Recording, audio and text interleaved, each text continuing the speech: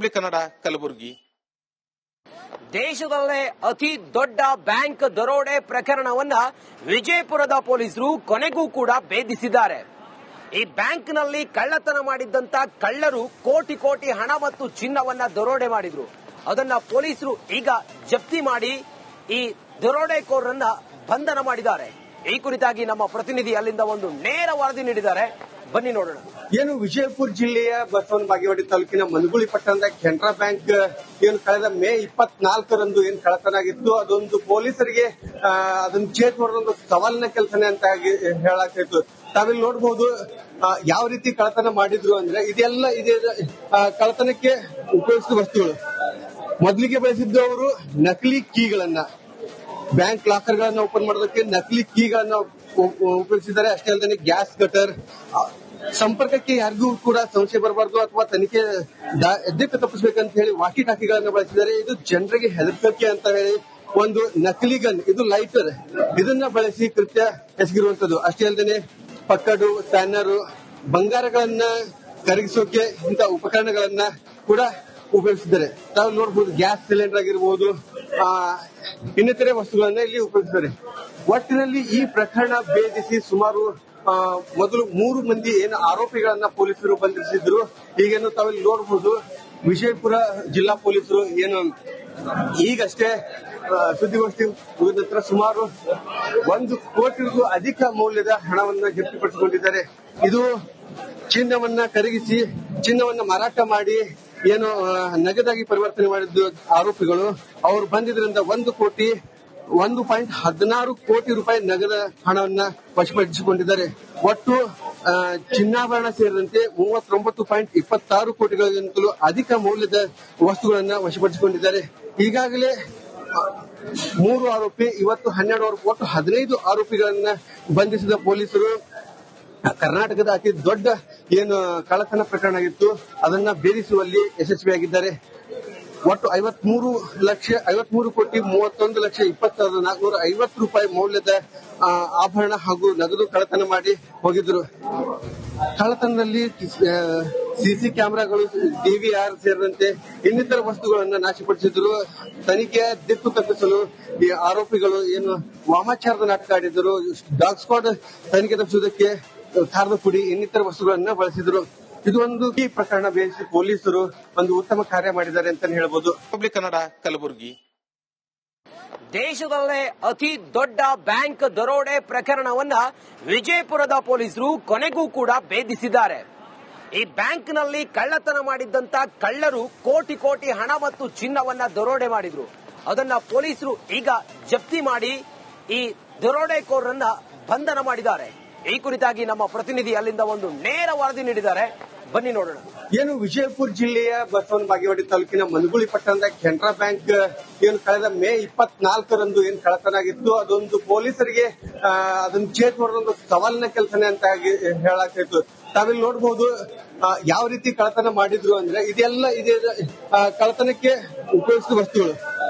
ಮೊದಲಿಗೆ ಬಳಸಿದ್ದು ಅವರು ನಕಲಿ ಕೀಗಳನ್ನ, ಬ್ಯಾಂಕ್ ಲಾಕರ್ ಗಳನ್ನ ಓಪನ್ ಮಾಡೋದಕ್ಕೆ ನಕಲಿ ಕೀಗಳನ್ನ ಉಪಯೋಗಿಸಿದ್ದಾರೆ. ಅಷ್ಟೇ ಅಲ್ಲದೆ ಗ್ಯಾಸ್ ಕಟರ್, ಸಂಪರ್ಕಕ್ಕೆ ಯಾರಿಗೂ ಕೂಡ ಸಂಶಯ ಬರಬಾರ್ದು ಅಥವಾ ತನಿಖೆ ದಿಕ್ಕು ತಪ್ಪಿಸಬೇಕಂತ ಹೇಳಿ ವಾಕಿ ಟಾಕಿಗಳನ್ನ ಬಳಸಿದ್ದಾರೆ. ಇದು ಜನರಿಗೆ ಹೆದರಿಕೆ ಅಂತ ಹೇಳಿ ಒಂದು ನಕಲಿ ಗನ್, ಇದು ಲೈಟರ್, ಇದನ್ನ ಬಳಸಿ ಕೃತ್ಯ ಎಸಗಿರುವಂತದ್ದು. ಅಷ್ಟೇ ಅಲ್ಲದೆ ಪಕ್ಕಡು, ಸ್ಪ್ಯಾನರ್, ಬಂಗಾರಗಳನ್ನ ಕರಗಿಸೋಕೆ ಇಂಥ ಉಪಕರಣಗಳನ್ನ ಕೂಡ ಉಪಯೋಗಿಸಿದ್ದಾರೆ. ತಾವು ನೋಡಬಹುದು ಗ್ಯಾಸ್ ಸಿಲಿಂಡರ್ ಆಗಿರಬಹುದು, ಇನ್ನಿತರೆ ವಸ್ತುಗಳನ್ನ ಇಲ್ಲಿ ಉಪಯೋಗಿಸಿದ್ದಾರೆ.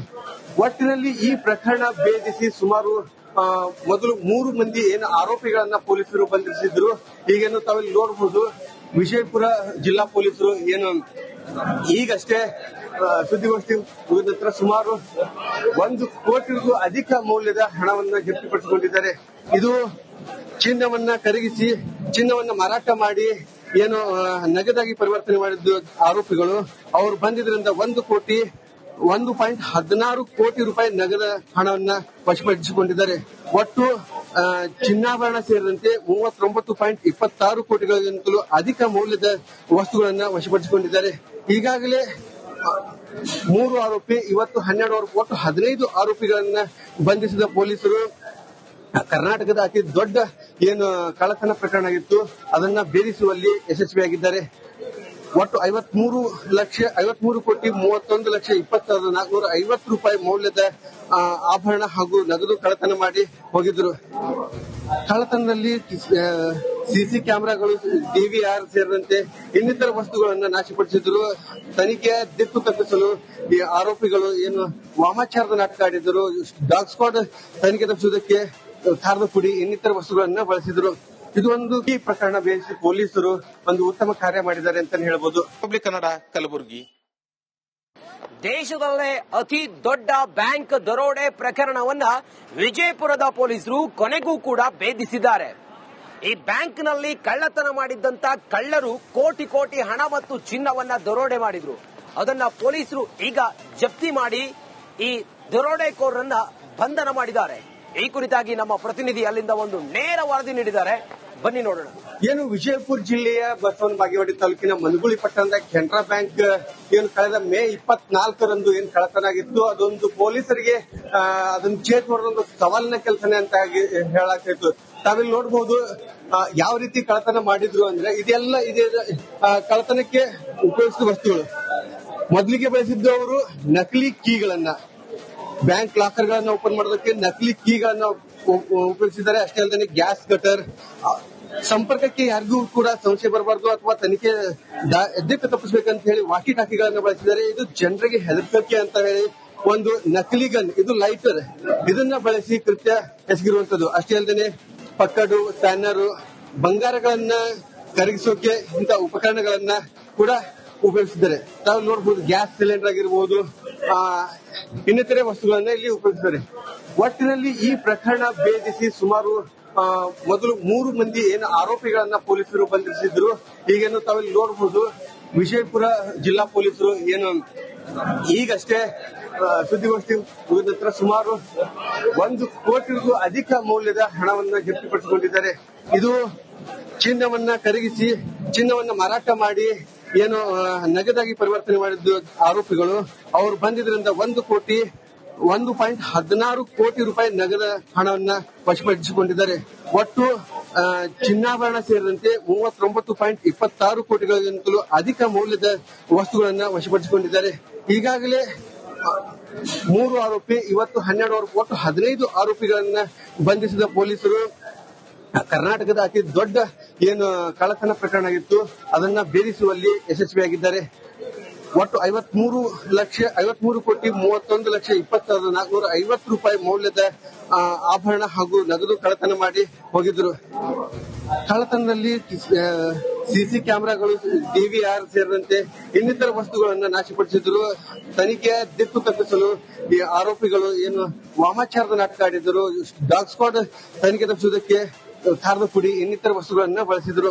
ಇದು ಒಂದು ಈ ಪ್ರಕರಣ ಬೇಯಿಸಿ ಪೊಲೀಸರು ಒಂದು ಉತ್ತಮ ಕಾರ್ಯ ಮಾಡಿದ್ದಾರೆ ಅಂತ ಹೇಳ್ಬೋದು.